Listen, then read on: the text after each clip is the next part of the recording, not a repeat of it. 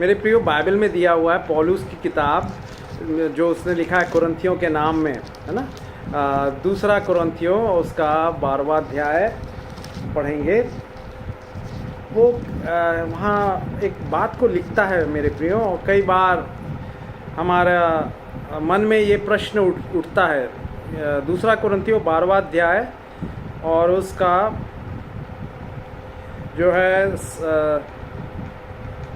7वां वचन से आगे पढ़ेंगे। इसलिए कि प्रकाशनों की बहुतायत से फूल ना जाऊं, मेरे शरीर में एक कांटा चुभाया गया है, अर्थात शैतान का एक दूत कि मुझे घूंसे मारे ताकि मैं फूल ना जाऊं। इसके विषय में मैंने प्रभु से 3 बार विनती की कि मुझसे यह दूर हो जाए, परंतु उसने मुझसे कहा, मेरा अनुग्रह तेरे लिए बहुत है, क्योंकि मेरी सामर्थ निर्बलता में सिद्ध होती है।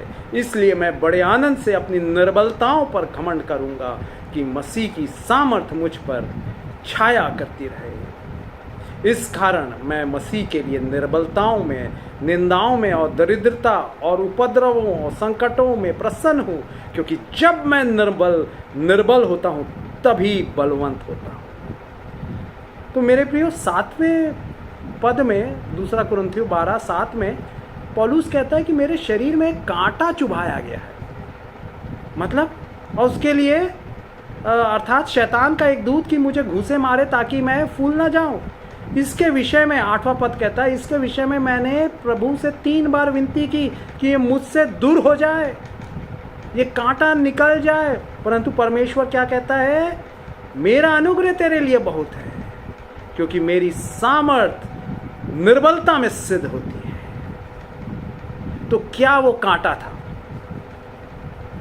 आपके मन में ये प्रश्न हो सकता है। 3 बार उसने प्रार्थना की, शरीर में कोई शारीरिक दुर्बलता, निर्बलता।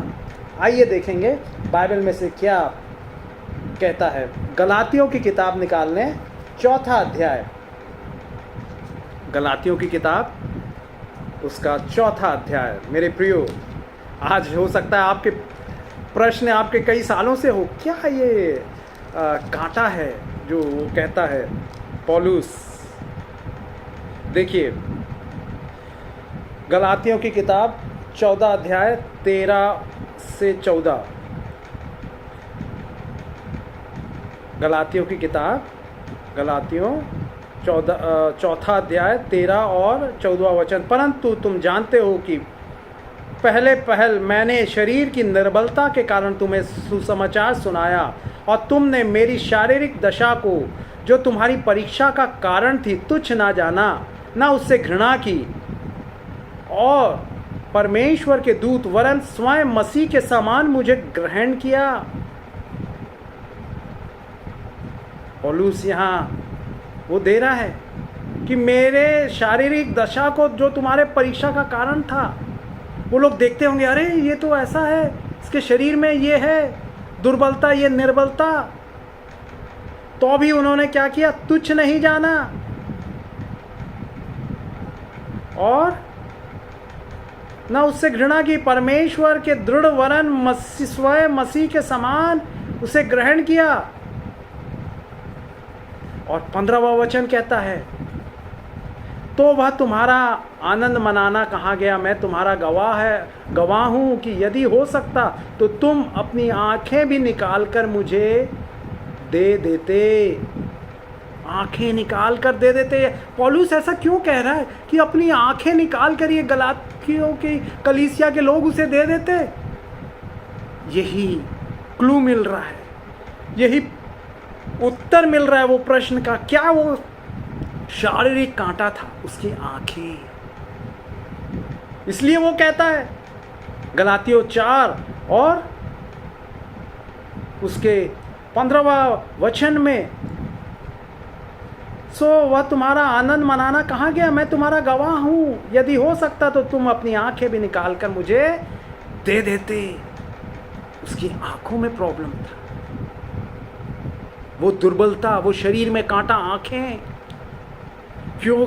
बाइबल इससे कनेक्टेड है।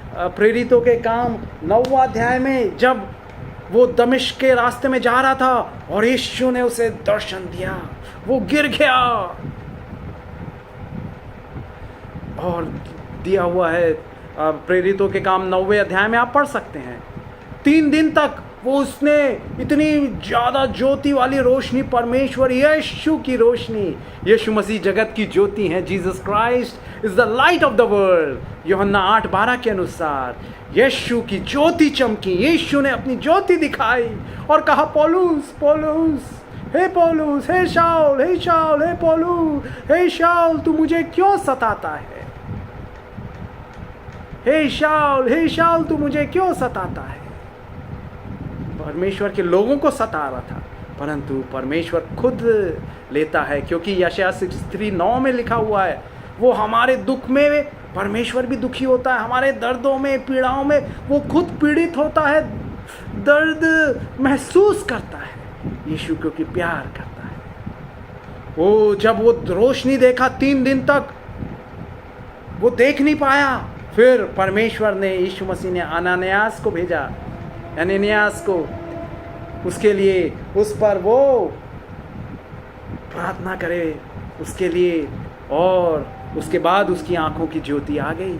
और बाइबल विशेषज्ञ कहते हैं कि वो उस दर्शन, स्वर्गीय दर्शन के कारण इतनी रोशनी में रहने वाला यीशु, रोशनी है जो जगत की ज्योति है यीशु।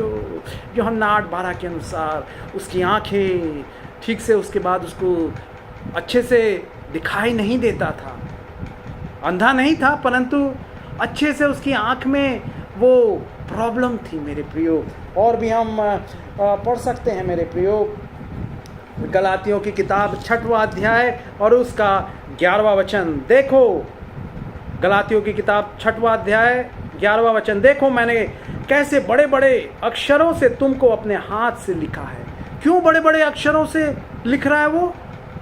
समथिंग, उसको शायद पढ़ने में कठिनाई होती होगी, क्या लिख रहा है उसको देखने में कठिनाई होती होगी, इसलिए वो बड़े बड़े अक्षरों से लिख रहा है। गलातियों 6:11 में दिया हुआ है मेरे प्रियो। हालेलुया। और भी कुछ बाइबल विशेषज्ञ बताते हैं कि 2 तिमोथी 4:13 में दिया हुआ, bring the cloak and the books especially the parchment करके। ये भी इस बात का इंडिकेट करती है कि परमेश्वर ने उसको जो कांटा उसके वो शरीर में चुभाया था, वो उसके आँखों के विषय था मेरे प्रियो।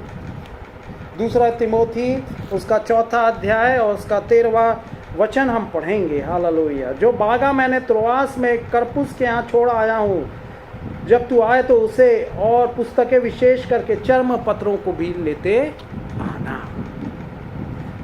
तो गलातियों 6:11 में जैसे हमने पढ़ा है कि बड़े बड़े अक्षरों से वो लिख रहा है मेरे प्रियो, तो ये कुछ बताती है। गलातियों 6:11, देखो मैंने कैसे बड़े बड़े अक्षरों में तुमको अपने हाथ से लिखा है। और गलातियों 4:15 में, तो वह तुम्हारा आनंद मनाना कहाँ गया? मैं तुम्हारा गवाह हूँ, यदि हो सकता तो तुम अपनी आंखें भी निकाल कर मुझे दे देते। हाथ पैर नहीं बोल रहा या और कुछ अंग नहीं बोल रहा,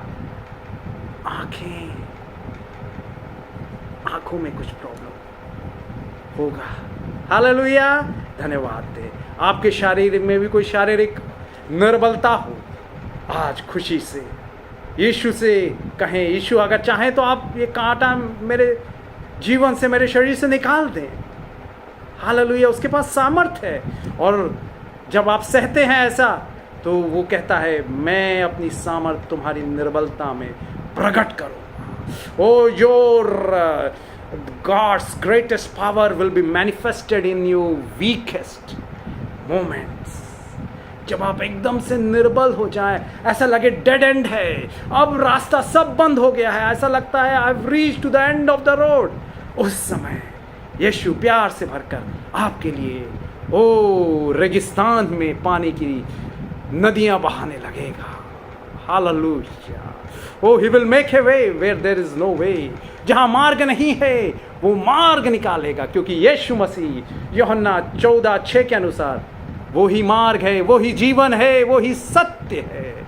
उसकी स्तुति करें, is the way maker, Jesus Christ is the way maker. वो मार्ग निकालने वाला परमेश्वर आपकी शारीरिक निर्बलता, दुर्बलता में वो अपनी सामर्थ प्रकट करेगा। हो सकता है किडनी स्टोन्स के कारण, पैर के घुटने के दर्द के कारण आप चल नहीं पा रहे हैं, चोट के कारण, अपंगता के कारण, सामर्थ, power, power, grace of Jesus Christ will be manifested.